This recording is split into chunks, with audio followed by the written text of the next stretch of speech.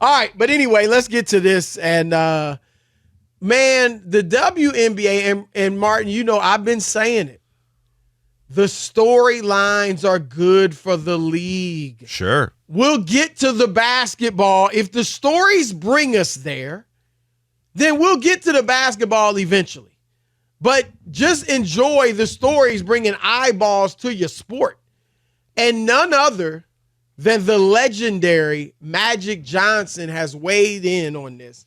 And let me first start here by giving one. I don't even know who the caller was, but one of our callers called in near the end. It might have even been after the collegiate basketball season. And he said, I don't know if he asked me or he just made a statement, but basically he was saying Angel Reese and Caitlin Clark could be to the NBA or WNBA what Magic and Bird were to the NBA. And I shot it down, not vehemently, but, you know, I thought that's a little bit of a stretch because Bird and Magic, they were like, I mean, they were on the same level. You know, Bird had led, I somewhat like Caitlin Clark, but different in that Indiana State wasn't even on the level of Iowa in women's basketball. Like, you know, that was like leading a mid-major to an undefeated record in the championship game. Larry Bird was just phenomenal, took the nation by storm. And Magic was the same way, did it differently, obviously, but they were the two best players in the country, period. And I didn't think I knew Angel Reese was good. Don't get me wrong. I mean, I knew she was a really good player and a future all-star, most likely in the WNBA, but I didn't think she was on the same level as Clark. And so far, now I do think, and we talked about it yesterday, Clark has been the Rookie of the Year, but Reese has given her a surprising run for her money. Mm-hmm. And Angel Reese is second in the league in rebounding. She's averaging 13 points a game, which is very good for a rookie. Like, she's balling. And so she's played well enough, and she's clearly the second best rookie. And some would try to argue that she should get the award. But she's played well enough where the tension, the rivalry between the two is real. Not just it was real in college, clearly, but it's real in the WNBA. And it's not just because of the feistiness and the pushing and shoving and you know, Reese clapping when her teammate Kennedy Carter, you know, pushed or bumped into however you want to characterize. Yeah, hip check. That's a good way to put it. Caitlin Clark.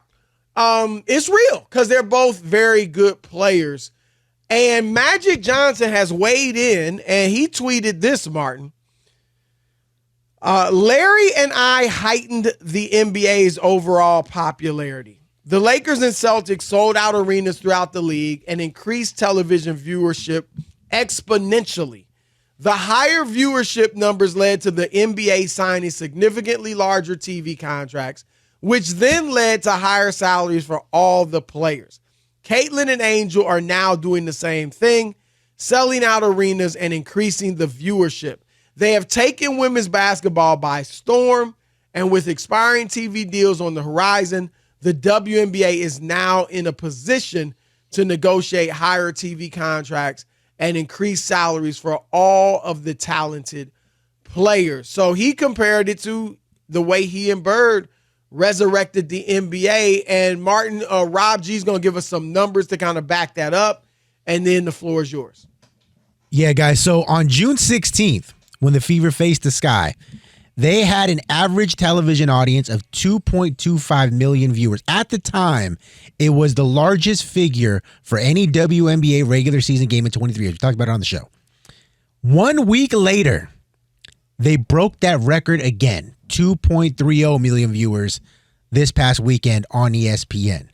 Now, I don't know how much of that is both of them, how much of it is Caitlin Clark, because again, full disclosure, Clark and the Fever, just them, minus Angel Reese, have already had the most viewed WNBA games ever for CBS, ESPN, ESPN2, ESPN Plus, ABC, and NBA TV. Wow. So I think that this rivalry is not Magic and Bird yet. Because what made Magic and Bird special, now you had the college lead up, but what made us care going after that was that they were both superbly successful in the NBA, both individually and team success. Yes. That's what's going to have to occur for this to remain having the same level of Bird Magic kind of juice where we're setting viewership records and so on and so forth. It's going to have to be, Angel Reese versus Caitlin Clark in the championship game or in the postseason, depending on how it shakes out. When we see that Chapter 1, Chapter 2, Chapter 3, very much like we saw it when they were both in undergrad. We saw Chapter 1, Angel Reese got the ring, and famously did the ring me thing, all of that. The Caitlin Clark started the firestorm. Right.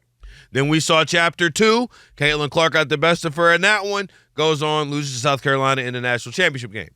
What we see now, and the thing though, Chris, if they're able to have that team success, I think that it could be right at that level of Magic and Bird in terms of the injection of popularity and the injection of the TV money and all of that Magic was alluding to in his tweet. If no other reason, because we are going to get a ton of these matchups because the league is so relatively small compared to other ones. Right. We're going to see teams. There's not going to be 3 months in between the next iteration. So it'll be something that is consistently the conversation. And I think what's odd, I was actually very interested to hear, because I was here doing updates during the game on Sunday, right? The conversation on Monday was about the game. It wasn't. It was about the game and the way that the game ended and the way that Angel Reese had an incredible fourth quarter to go ahead and get that win. It was about how Caitlin Clark only had one field goal attempt in the last 7 minutes. Who's to blame? It was very much the same way that the conversations are around the NBA, right? It wasn't about the off the court stuff. So I think we are almost already there, to where we're just talking about the game because of the storylines that have been built up. That's the thing. We're going to see more and more of these because this league is so relatively small compared to the NBA was at the time of Magic and Bird in terms of teams. No, you're absolutely right in that.